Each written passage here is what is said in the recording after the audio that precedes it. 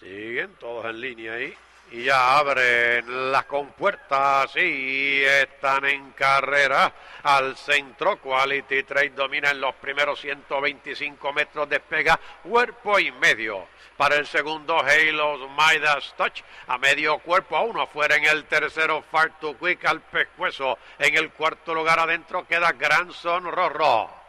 En el poste de los 1200 metros, Quality Trade domina por cuerpo y cuarto. Halo's Midas Touch al segundo, a 3/4 de cuerpo. En el tercero, Far Too Quick a medio. En el cuarto, adelanta afuera Political Proton. 5 cuerpos más atrás. En el quinto lugar se ha quedado Grandson Rorro.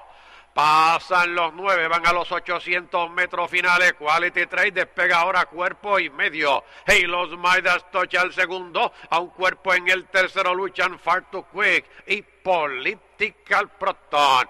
Van ahora a los 600 metros finales. Sí, sigue dominando Quality Trade. 2 cuerpos ahora su ventaja. Halo's Midas Touch al segundo lugar, a cuerpo y medio. En el tercero, Political Proton, a uno. En el cuarto, Far Too Quick, a uno. En el quinto luchan Grandson Rorro y afuera Special Warrior. Entrando en la recta final, Quality Trade se despega con 5 cuerpos para el segundo. Se coloca y avanza afuera Special Warrior. Aquí en los 150 metros finales, Quality Trade domina por cuerpo y medio. Sigue adelantando afuera Special Warrior. Aquí en los 50 finales, Special Warrior pasa la delantera. Despega un cuerpo, ganó por 1 y medio. Segundo, Quality Trade. Tercero, Grandson Rorro. El cuarto es de Halo's Midas Touch. El resto atrás con Far Too Quick en el último lugar.